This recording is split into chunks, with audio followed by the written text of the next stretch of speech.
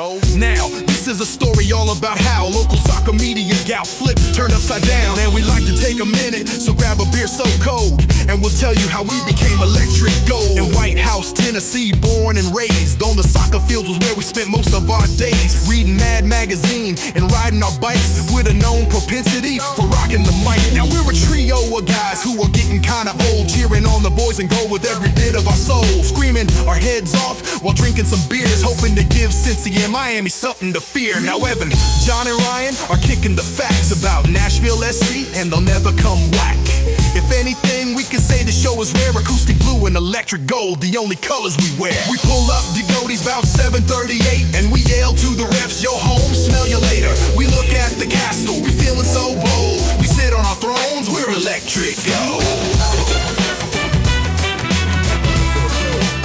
Hello, everybody. This is Electric Gold. I'm Ryan. I'm here with John and Evan. We're here to talk about Nashville soccer against our better judgment. It was not that great of a weekend, and we're going to get into it.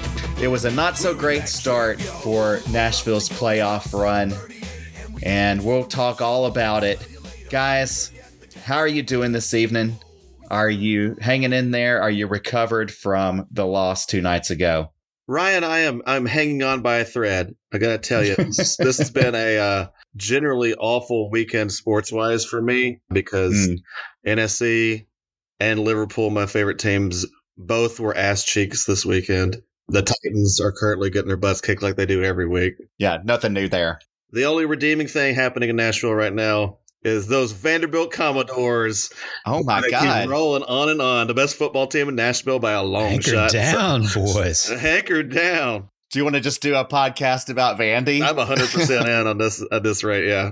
There's a sentence I never thought I'd say. I know, right? You know, the new rankings came out. They are number 9 in the nation Number today. 9, baby. That Unbelievable. Is insane. Unbelievable. Yeah. I'd never in my lifetime thought that I would see that. So it's the first time in 78 years that Vanderbilt has played a game as a top 10 team. Insane, dude. That's not only before any of our lifetimes. That's before my dad's lifetime. Right. Oh, yeah. By a long shot, yeah. Unbelievable. I will also say the sports world is not without some joy this weekend. You need to just come on over to the Aston Villa side because we gave Man City a good thumping this morning. Congratulations to the Villains. So that was nice.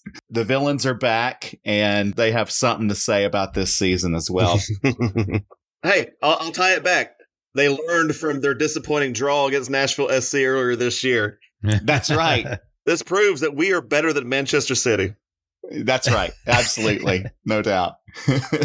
And Evan, you doing all right this weekend? Yeah, doing great. Doing great. Thanks for asking.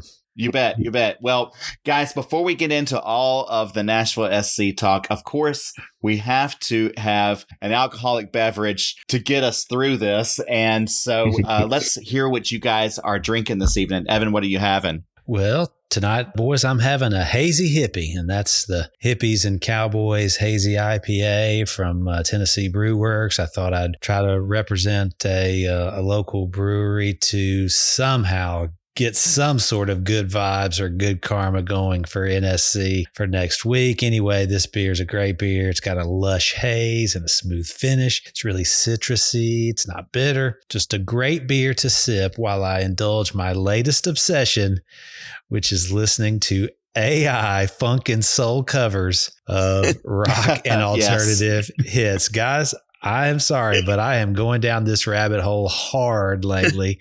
And bless y'all's hearts, because I'm sure I'm lighting up your text messages trying to get you guys to get on this train. I appreciated it.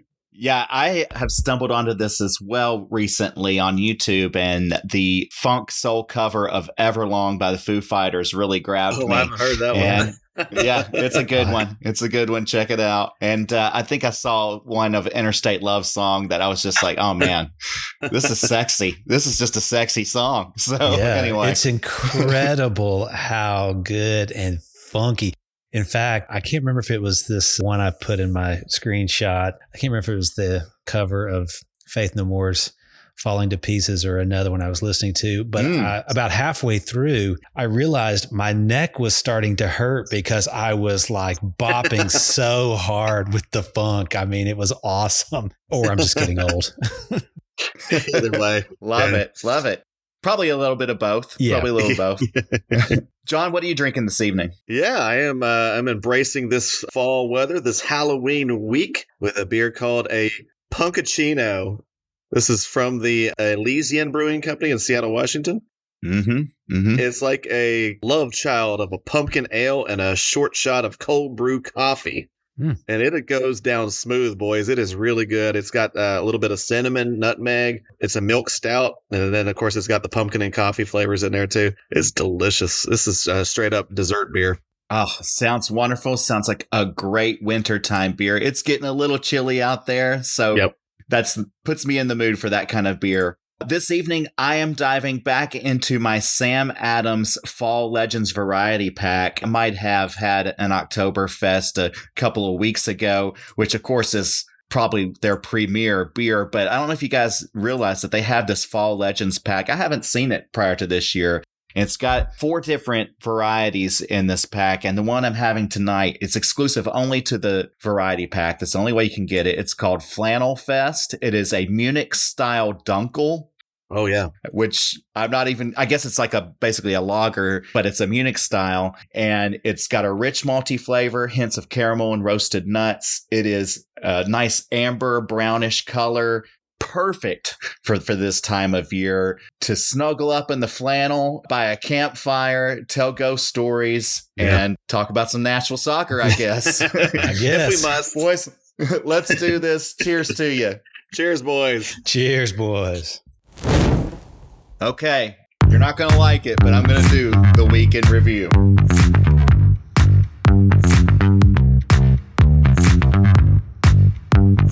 Nashville kicked off their 2025 playoff campaign by visiting Chase Stadium in Miami. Nashville finished the regular season as the 6th seed in the Eastern Conference with a record of 16 wins, 12 losses, and 6 draws, while Inter Miami finished as the East 3rd seed with a record of 19 wins, 7 losses, and 8 draws. Miami also has the distinction of an incredible MLS scoring record, having netted 81 total goals throughout the regular season, largely on the back of their Golden Boot winner.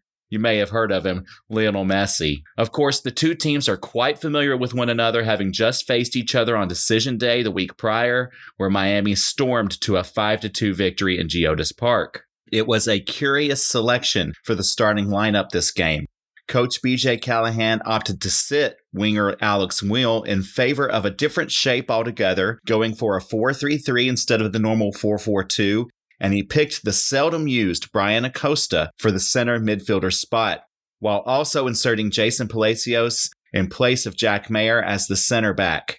This was an obvious response to Miami's dominant second half in the two teams' last meeting, as Coach Callaghan attempted to shut off the many scoring chances through the middle that Miami exploited during the previous weekend. Of course, when you're writing the greatest of all time, you find ways around such tactics, and in the 19th minute, Messi struck pay dirt. He drove through the middle, passed off to Luis Suarez on the right, who immediately returned the ball back in front of the goal, where Messi dove to head the ball in past goalkeeper Joe Willis. Nashville struggled to maintain possession or build any sort of scoring opportunities, and Miami took the 1-0 lead into halftime. Second verse, same as the first. Nashville came out flat after the break and still could not create any momentum in their favor. In the 62nd minute, with Jason Palacios off the field momentarily tending to an injury, Messi found Ian Frey deep in the right corner, who then crossed the ball in front of the Nashville goal, where Tadeo Allende knocked another header in for a score. There was maybe a glimmer of hope for NSC as 11 minutes were announced for extra time, but any hope was erased in the 96th minute when Walker Zimmerman and Joe Willis collided while attempting to save a Miami shot, only for the ball to dribble out in front of an open goal where who else but Lionel Messi was standing. Messi lightly tapped the ball in for a third Miami score and a brace for the evening. Not that it made any difference, but Hani Mukhtar did convert a free kick at the top of the box in the final moment of the game to avoid the clean sheet, but it did nothing to change the outcome. Clearly, the change in approach by Coach Callaghan did nothing to alter the final result against Miami, as Nashville mustered only 3 shots on goal and only 7 shots total for the entire game. It was an inauspicious start to the playoffs, but the boys in gold will have one more shot to extend their season next weekend. There you have it. Yep. Boo. Initial thoughts, John? Yeah, I think this one might be BJ overthinking it a little bit. We kind of played Gary ball. Ooh, yuck. Yeah. Here's the thing. It actually worked with Gary back in 2023. So we had a game. It was shortly after that disappointing League Cup final where we went down to Miami. Obviously, Messi was playing for them. And we came away with a 0-0 draw back in 2023. Yeah. Do you know who the man of the match was in that game? You're never going to believe it. Was it Alex Muil? Nope. Oh. There's a guy that's no longer on the team. Godoy? Brian Anunga. Brian Anunga man-marked Lionel Messi for that Out game. of the match. I remember that. Out of the match, and Messi got really irritated. Like, he couldn't get anything going. And Anunga played a masterpiece. It was very, very negative, but it worked. And so I think that's kind of what we were trying to do with Acosta. It's weird, but Acosta isn't Anunga. I know. Weird. Who'd have thought it? But if you're going to do the man marking thing, it's got to be somebody that's really, really athletic and devoted to a single cause for 90 minutes, because you're not going to have much fun. You're just a negative piece. And Acosta, he's a really good veteran piece. He is a consummate pro. He's 34 years old. The man marking against Messi, despite Messi's age, it ain't working. And once we got in that mode of kind of playing that on the back foot, we never really got any momentum going. So even after we went behind, we couldn't break out of that defensive mold. I just don't think this team has the personnel to play that way. We weren't put together to play that way. Ever since BJ came in last year, we've been put together as this high pressure, high risk team, and we can't sit back on the back foot. Not against these guys, that's for sure. So that's just the way I felt about it. That 4-3-3 has not worked for us all season long, and it didn't Friday either. I definitely see where you're coming from, that maybe it was a bit of an overthinking, or he tried to get too cute or something like that, with this strategy. Just stick to what has worked the most, in my opinion, you know? He got burned last week playing the way that he did. And like probably 100 soccer coaches before, he tried to come up with something to get Messi to not run riot, and not many schemes work against that guy. Yeah. You just got to have to pray that he's got a night off, or have Brian Anunga. The Messi killer. Yeah. Yeah. Evan, what were your initial thoughts? Yeah, my initial thoughts were that if there was any doubt about what we need to try against Miami, especially here in the playoffs, it exists no longer. We only have one chance, and that is to press high, which you guys were just talking about as pretty much being the only thing that has worked for us this year, and take our chances when we get them and convert and basically outscore them. This is going to be a run and gun. We're not going to stop them from scoring. We're just going to have to run and gun and outscore them. And that's our only chance. And so we now know that that's what it's going to take. I suspect that that is what we will do coming right out of the gate this week. Hopefully, we can get some goals in the first half and then do it again for another 45 minutes in the second half. This is the only chance that we have. We're going to have to high press for 90 minutes, and we're going to have to score one more goal than they do. Mm-hmm. Yeah, it seems to me that the story of these last 2 games against Miami is really about a story of converting those chances when you get them. Miami converts every chance that they get. They rarely ever don't convert. And we had multiple chances in the first half of the decision day game where we could have been up 4 or 5-1 going into that half. This game, this first playoff game, Shaffelburg had a point blank beauty of an opportunity that he just muffed. And I'm sure he's coming up later, but man, he did everything right up until that point. And when you've got that opportunity like that, you've got to take advantage. I really do think Shaffelburg is the key to beating Miami. Yeah. I think he is the key he is the one who seems to give them the most fits and problems. He did in the game 2 weeks ago, and he did in the first half of this past game, in the playoff game. And it's just a matter of, can he then, when he gets to that moment, can he make the right pass or take a quality shot and make it count? Because he's getting everything else that he wants. Yeah. To me, he's the one. He's the guy that we've got to get to convert to make those opportunities count. We need Canada Shaft. Yeah, that's right. We need National Team Canada Shaft, that version of him. Well, certainly, there had to be something positive that you guys could take from this past week, right? I suppose. Right? Must there? Well, if I must.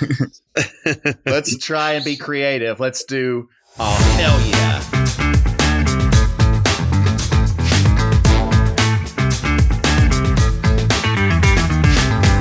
Evan, we'll start with you. What's the oh, hell yeah for you this evening? Okay, I'll give mine to Major League Soccer for scheduling the first round of the playoffs as a best of 3 because we have another chance at Miami. That is the only positive that I can take away from this disaster of a soccer match. We have another chance. It's a home leg. Hopefully we'll have great support in the stadium. And again, if we can just outgun them, we can beat them. But it's going to take everything we got. So all hell yeah, MLS. Thank you very much. That's a rare. You guys tell me, are there any other professional soccer leagues that do it this way? First of all, some of them don't even have playoffs, right? I mean, it's just the regular season is it. Few. Yeah. Does anyone do this? I know Americans love their playoffs. Yeah, I really can't think of any best of 3 Champions League or whatever. They use like the 2-leg and you add the score together. But best of 3 is unique to us, I think. And I also like, and the announcers on Apple even mentioned it, I like that the score doesn't matter. It doesn't count towards anything, right? Like, you know, the aggregate goals don't matter. That's great. So that we can lose 3 or 4-1 or whatever it might be. And it's just a win or a loss. And we can move on to the next one. Given that that is true, were you guys surprised that we didn't go for it harder in the second half on Friday night? I think the idea, since it was only 1-0, is that we were going to try to hold out as long as we could. Obviously push on set pieces and try to sneak a goal and then maybe take it to penalties and see what happens. And yeah, it's not a great game. Not a great game plan. I don't love going to penalties against Miami.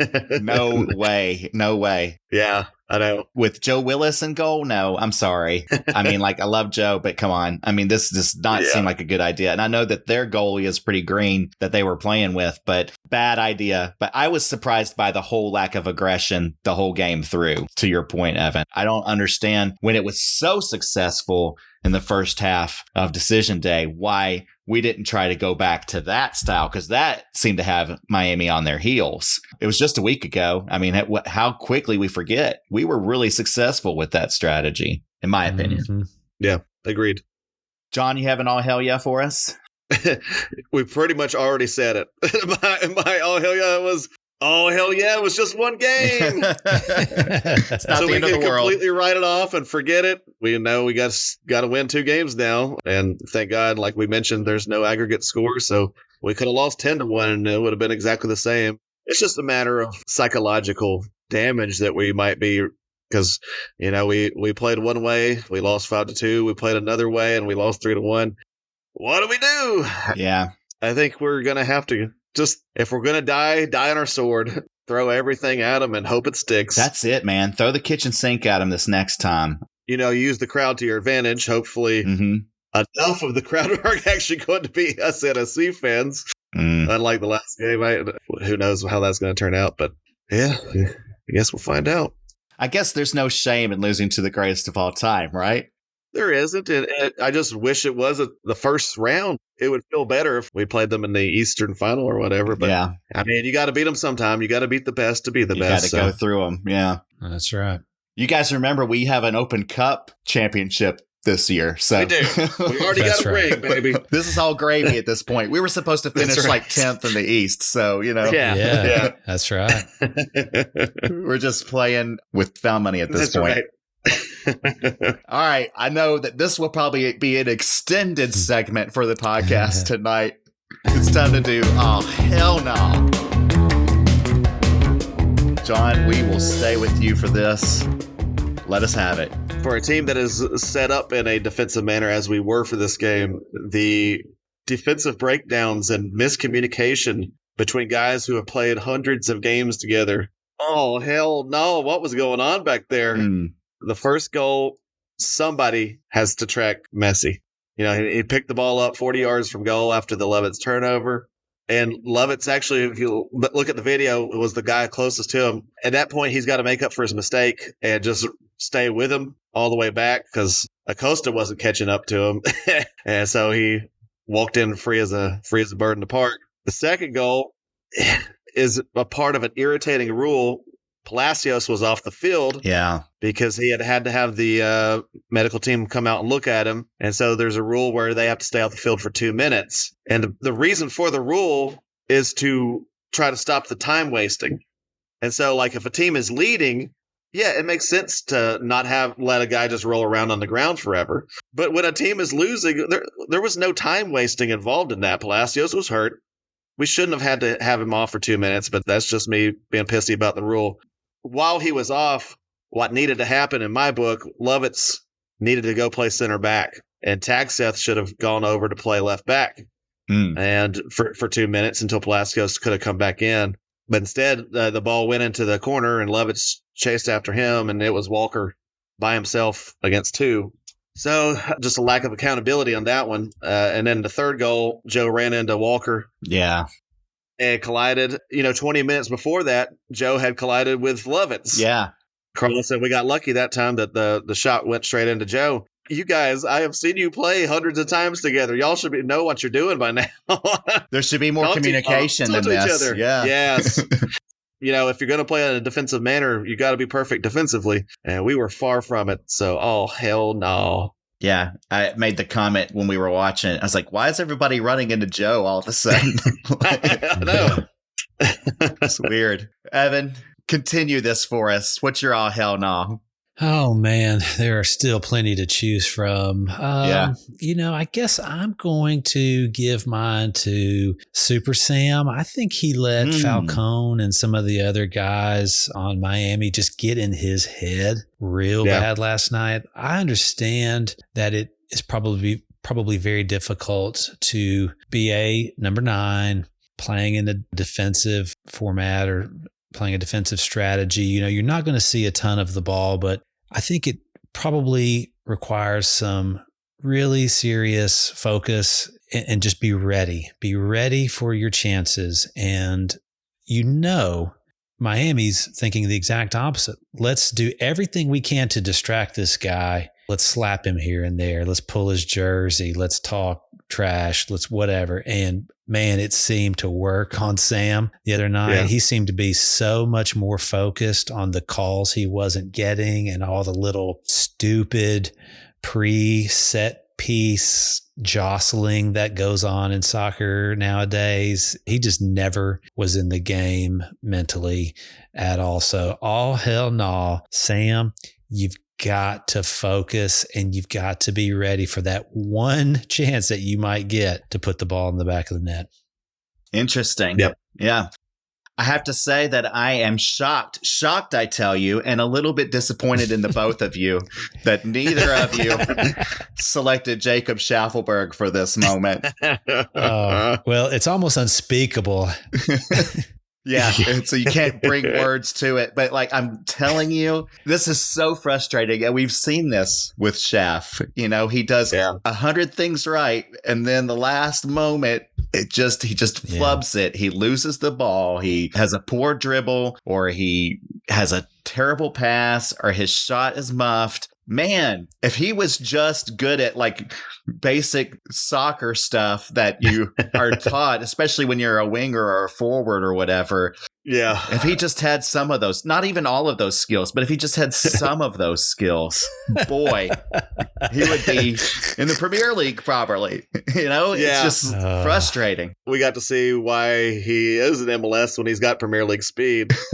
Funny thing, this happened to be a game my mom and dad both came over to the house to watch. Great game to pick out, by the way, to be the one you come over and watch. But my dad has been coaching my son's soccer team with me, so he's got that coach in him now.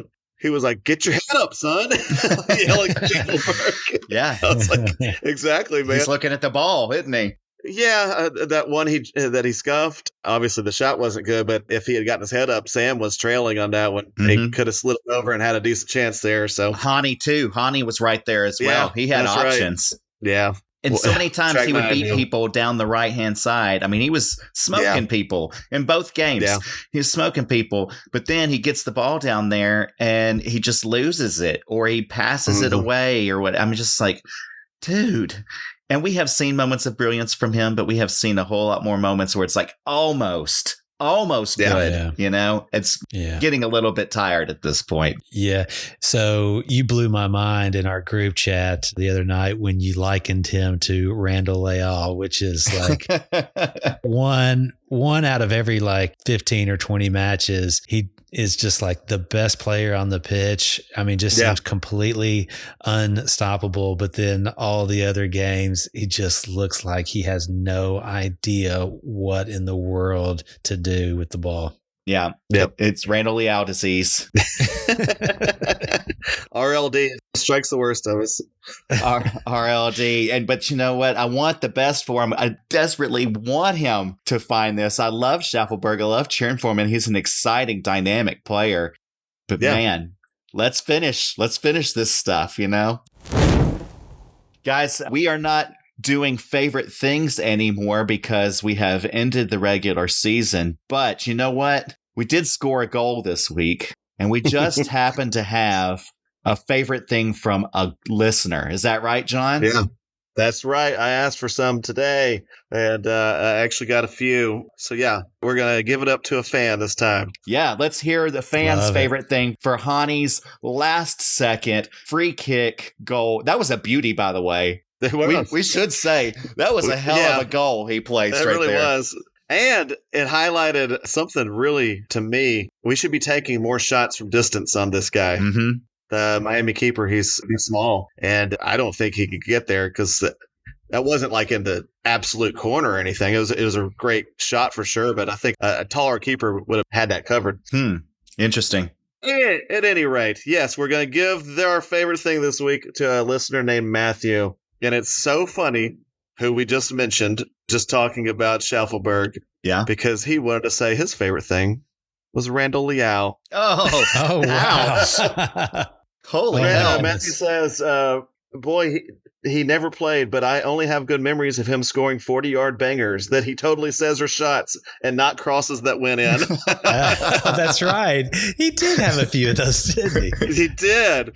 But I do want to say, I went back and looked at the video of Randall Leal in the 2020 playoffs against Inter Miami when we won 3-0. He hit an absolute monster of a shot that was definitely intended from 35 yards out, and it flew top corner. It was a beaut. Mm-hmm. Like we said, some games I was like, Randall Leal is about to set the world on fire. It just never did happen all the way. Injuries and God knows what else. So I really liked that. And so I thought the three of us could maybe chime in with a former boy in gold that is our favorite former boy in gold. Okay. So, Evan, we'll start with you. Who you got?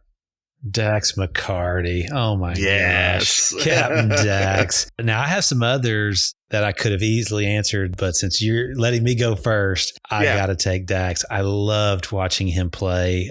I loved his skill. You know, he played great defense. Once he had the ball, he was fantastic at the pivot and at progressive play. His leadership, his chippiness. Remember that fight he got in with, who was that guy for NYCFC up there?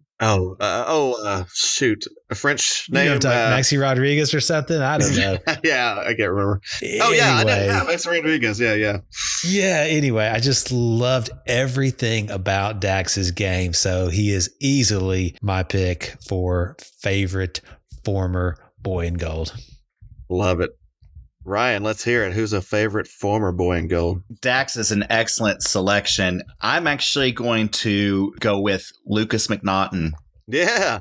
I so enjoyed watching McNaughton play. Yeah. He was a great defender. I really thought he was a solid guy on the right, and he was gorgeous. And, it also reminds me, we're playing Miami when he stood up to Messi and those guys, and they got really testy. That's right. And in the CONCACAF series. Yeah. And like everybody on social media that's a Nashville fan, everybody changed their profile picture to Lukas McNaughton, and there was just this show of solidarity behind Lukas, and that was a lot of fun. He was just a great player, and I was very sad to see him go when he did leave. I'm very happy to have Andy Nahar, mind you, so I think that we ended up in the right place there. But man, for the short time that he was here, I really enjoyed watching Lukas McNaughton. Love it. How about you, John? Yeah, I'm going to go with Dax's usual midfield partner, Anibal Godoy. I love Anibal Godoy. Sure. He was such a stand-up dude by all accounts. He named this place the Castle. He came up with that. That's Geodis Park. And I loved watching him play. He's very feisty. Never backed down from anybody. There would never be a question of him laying down for an opponent. And he's a great leader. He's a captain for the Panama team. And that sweet left foot passing, I love seeing a left-footed midfielder. I don't know what it is, but I know baseball fans like seeing a left-handed swing, and I love just a sweet left-footed passer in midfield. I miss Godoy. I know he's with San Diego now, and hey, hats off to them winning the West as an expansion team. Yeah. I haven't really tracked enough. I don't know if he's playing all the time for them. I honestly haven't kept track with him, but I have a feeling even if he's not playing, that's a leadership thing that he's providing to that team. So yeah, I definitely miss Anibal. For sure. One of the greats. And an honorable mention to CJ Sapong as well. We don't have to get into the other one I was actually thinking. I had two others. It was CJ. I love CJ. Again, the leadership. He came to us as a veteran, the last stop pretty much of his career, and he was a stand-up guy in the community and just an awesome dude. And scored a heck of a lot of goals in the 21 season. That's right. It started to fade after that. And then the other one I thought of was Alistair Johnston. Oh, yeah. Sure. The weatherman, our first right back that we drafted out of college and is now captain of the Canada team, I think, and might be captain occasionally of Celtic FC, only one of the best football teams in the world. So, I mean, that guy has made a heck of a career out of, and it started right here in Nashville. So, yeah. We've got lots of former greats playing out there. We do, and we have some current greats as well. Indeed. I'm enjoying every moment of this season, even if the last couple of games haven't been so great. It's been an incredible season. That being said, we are up against it, guys. Backs against the wall. We've got one game coming up this weekend at Geodis Park, and it's against Miami. And if they win, it's game over for the 2025 season. But if we win, we live to fight another day. So with all that we've seen in the past few weeks and what we have coming up, I'd really like to hear how spicy you can get. How hot can you get? It's time for the Nashville Hot Chicken Takes. My hot chicken take is that these owners got skills to shake, entertain the crowd and get on the field, 'cause why the fuck not? All right, John, we're going to start with you tonight. Let's get spicy. Yeah. Let's get spicy. Guys, this is it. My hot take is that this is going to be the last home game, not only for Taylor Washington, obviously, we knew about him. Mm-hmm. He was actually available last game. He wasn't on the injured list. So possibilities on the roster? I doubt it. But this will also be the last home game for Walker Zimmerman and Joe Willis. Yeah. That's my hot take. Yeah. I don't see either of them coming back just based on the improvements that need to happen and the amount that we're paying them. We probably are going to be looking at a more cost-efficient replacement. The rumors this week already flying that Nashville SC made a bid for a defender from Ghana playing in the Norwegian League. What little that I read, amazingly, there are statistics from the Norwegian League that you can see. And, the guy that we made a bid for looks like our kind of player. He has a Palacios type profile. He's tall, he's skinny, he's fast, a big recovery speed, and he's a good passer. So obviously we've got a prototype now that we're kind of looking for. And obviously we're also looking from Scandinavia because we signed Yazbek, Takseth, and Kasim all from there. So obviously we found a vein there. So just the fact that we've already made a bid and it's public knowledge, Tom Bogert's the one that reported that, and you can count on what he reports being true. We're obviously looking to move on from Walker. Yeah. and it's just the state of the world. He hasn't been at his best this year. He's obviously not been always available, and even when he's available, he wasn't always starter. So we can't really have him as a designated player, and he has earned the right to try to make what he's making. He's obviously two-time MLS Defender of the Year. Yeah, the guy has pedigree, and I'm sure that he'll probably be moving on elsewhere. So not only him, and Joe Willis, for the amount that he makes, is a middle-of-the-league goalkeeper. I don't think Schwalke is going to be the starter. I think the starter in goal is not currently on the team for 2026. So I think we're going to be looking somewhere for a younger, probably a ball-playing goalkeeper to fit in with the BJ Callaghan style of play that he wants. We're going to be looking for a good passer out of the back. Having said that, Saturday, Nashville, if Walker Zimmerman and Joe Willis are on that field, we got to be loud as fuck. Yeah. Appreciating these guys, because these are the pillars. These are the reasons between Walker, Joe, and Hani Mukhtar. They're the reason that we're all Nashville SC fans and not, cheering on the worst team in the league or whatever. They immediately stepped in the 2020 and immediately made us a respectable force in the league. And without them, we're not where we are now. So, yeah, we need to really show our appreciation, because this might be the last home game. Yeah, they laid the foundation, which we are building this empire. And you're right. We need to get all the fans in there that we can and show the support and the love and the gratitude for these guys, especially if it's the last time we get to see them play in a gold uniform. Evan, how spicy can you get this evening? Okay, well, that was a good one. I'm going to give it a shot here. So my hot chicken take tonight is that Hani Mukhtar has enough Messi jerseys in his collection. He does not need to acquire any more. I don't know about you guys. I don't know if you noticed this in the post game, but this really rubbed me in the wrong way. So they're showing the post game stuff on the field, and Hani kind of hurries up to Messi, kind of gets up in his face, gives him a hug, asks for his jersey. They swap jerseys. He gives him another hug before we're walking away. And I'm like, what is going on here? Like, your team just played a terrible game, lost the first game of the playoff. Shouldn't you be more pissed off? I don't know. Look, who am I to judge? All I'm saying is, after that match, it just struck me as odd. It rubbed me in the wrong way. And I feel like our boys need to be a little bit more pissed off when they lose. So there it is. I don't know how spicy it is. I don't even know how rational it is. I'm just saying, I saw what I saw and I didn't like it. Hear, hear. It's spicy. It's quite spicy. And I would like to give out my belated all hell yeah tonight to Evan for nailing this Nashville hot chicken take, because I'm right there with you, brother. I don't know about you guys, but I grew up in the 80s watching NBA basketball. Yeah. We talked about me liking basketball last week. When those teams would play each other, especially in the playoffs and especially in the finals, they didn't like each other. They weren't friends 5 minutes after the games ended. They hated one another. They wanted nothing more in life but than to beat the other team. And no matter how much respect they might have had for one another, they disliked one another. And I liked that about a team, that they take it personally and they take it seriously like that.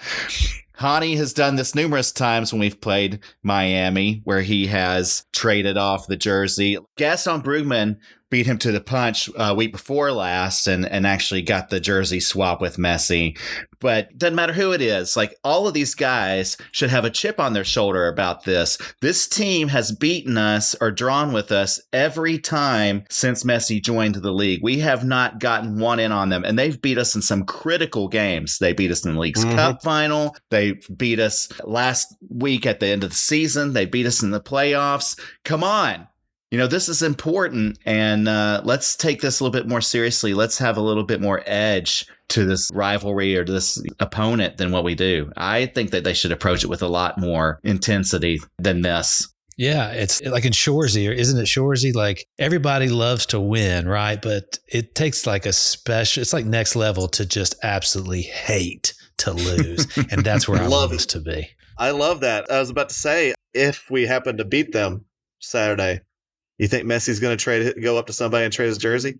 Of course Fuck not. no. He hates to lose. Yeah. He don't do it often, but he hates it. And that's probably tied in together. I bet if we beat him, he'll storm off and not be happy at all because he'll be already plotting next week. And he'll probably be giving all of his teammates hell about it as well. Exactly. Exactly.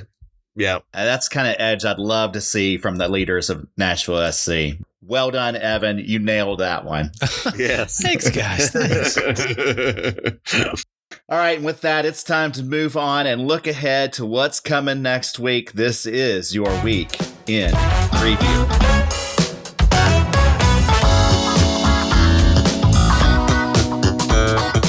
What more needs to be said?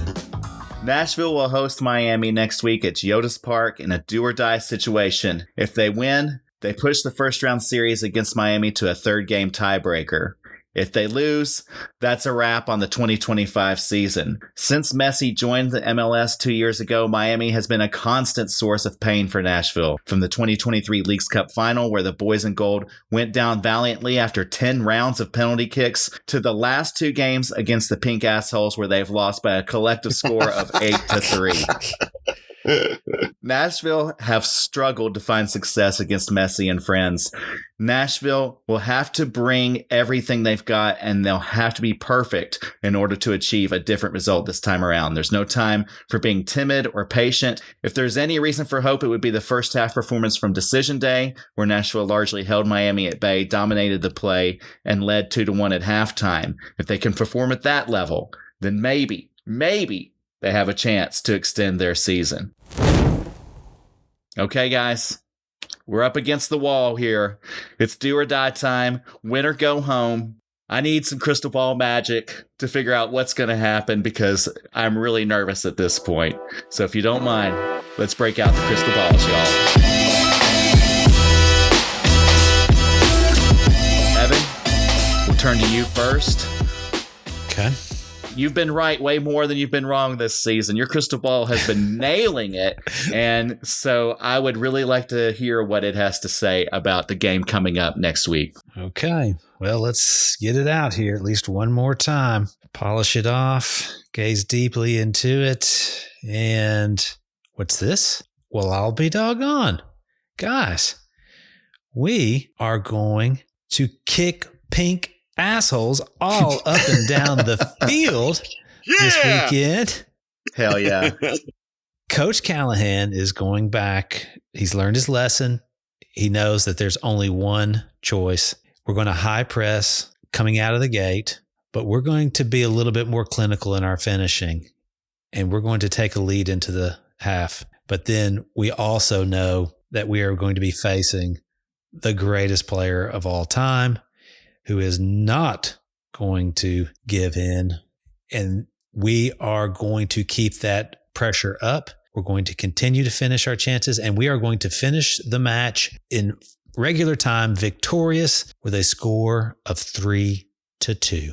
Woo! Yes. Love it. It'll be a tense affair, but if we win, that's all that matters. John, your crystal ball have anything to say about this? My crystal ball has so much to say. This game, we are going to come out. We are going to throw the kitchen sink at them, and it's going to work. I'm telling you, those defenders back there, if you pressure them a little bit, they crack. Shaffelburg, the only time we had any pressure last game was Shaffelburg stole it and made that chance. So it's going to happen again, especially with a home crowd. Hopefully, Nashville, my Lord, if you can make it, please, please, please do, and please cheer on the boys in gold.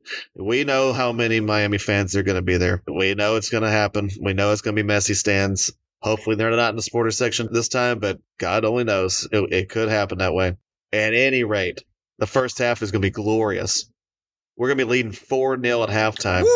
4-0 at halftime. 2 from Sam, 1 from Shaffelburg, and 1 from Hani. We're going to be all over them. The second half is going to make us all crap our pants because Miami's going to pull 3 back. Oh, God. And man. I'm saying 4-3 NSC. It's going to be like an NBA game. Every team is going to have its run. Oh, my God. So I want it to be crazy. I want it to be wild and electric. Thank God I have got a ticket to this game, and I cannot wait for it. I mean, I'm going to cheer my heart out.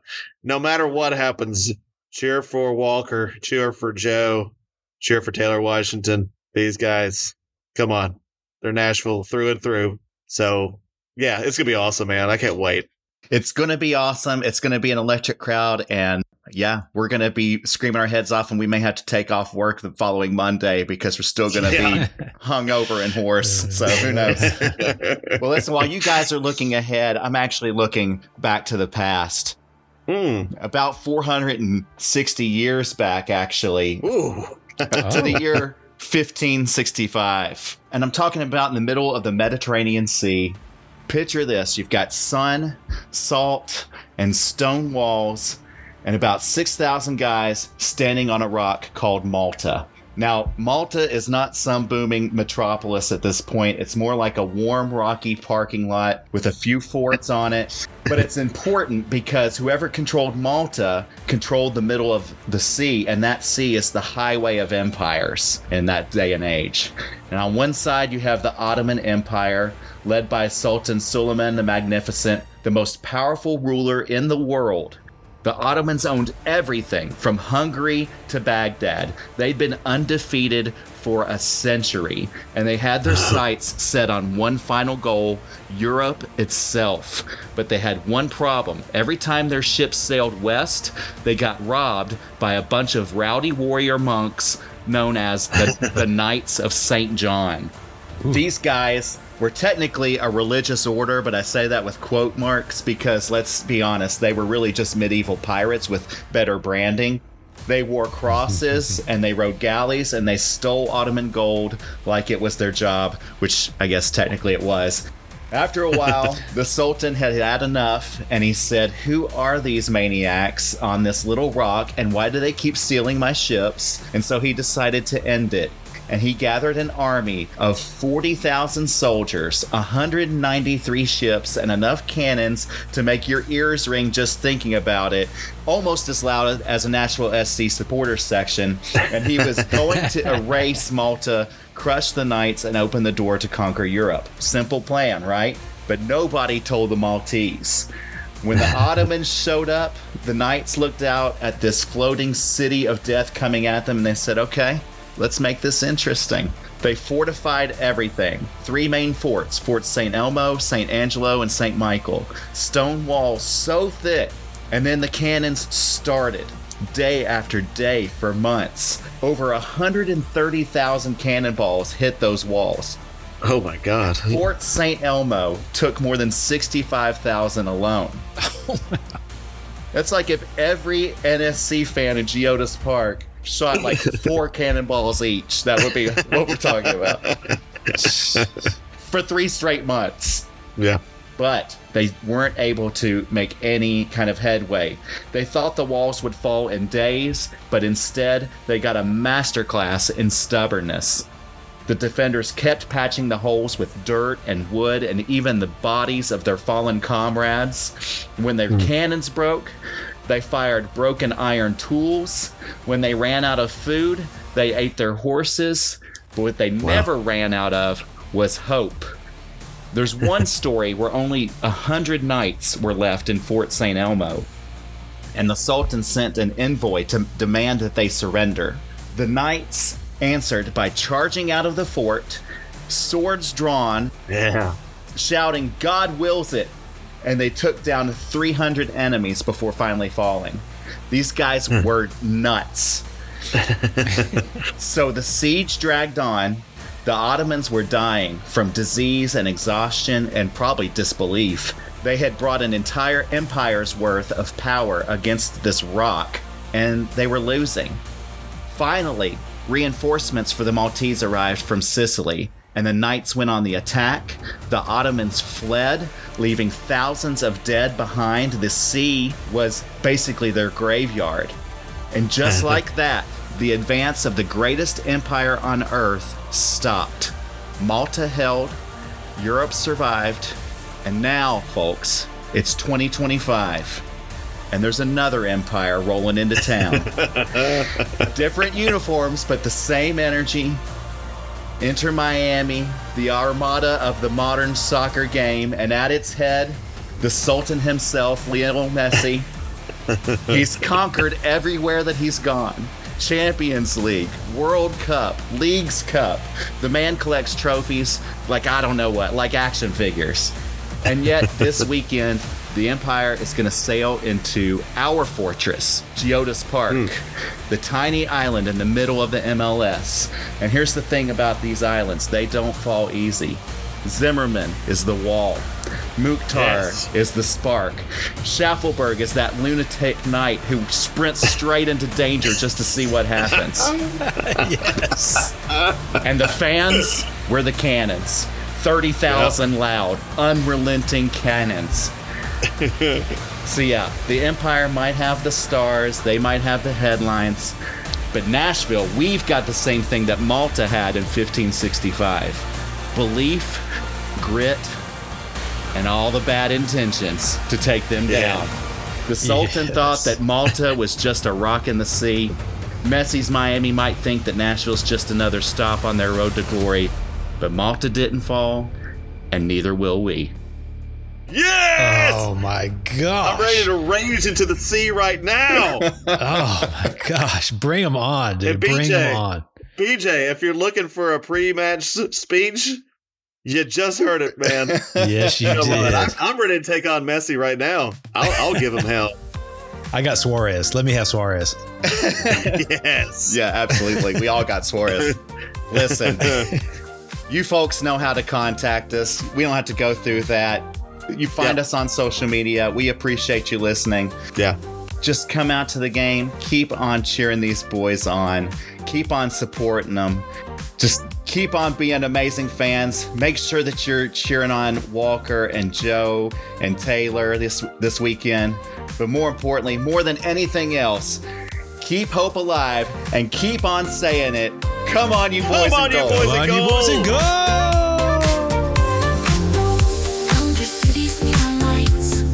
Dreams on Friday nights, electric vibes and stories told. Come on, you boys in gold. Waves of laughter in the air, podcast pals without a care. Sharing glorious thoughts out loud. Come on, you boys in gold. Waves of laughter in the air, podcast pals without a care. Sharing glorious thoughts out loud. Come on, you boys in gold. Electric gold, love so gold. Every tale like treasure gold. Voices echo through the night. Come on, you boys in gold.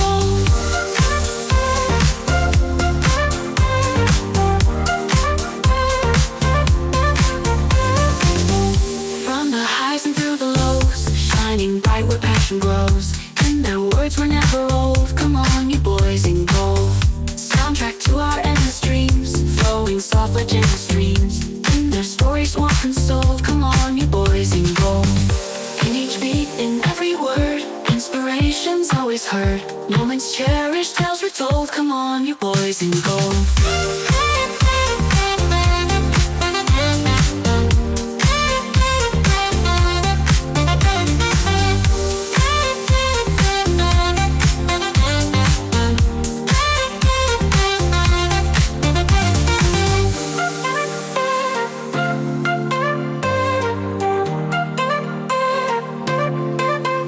Electric gold, love so gold. Every tale like treasure gold.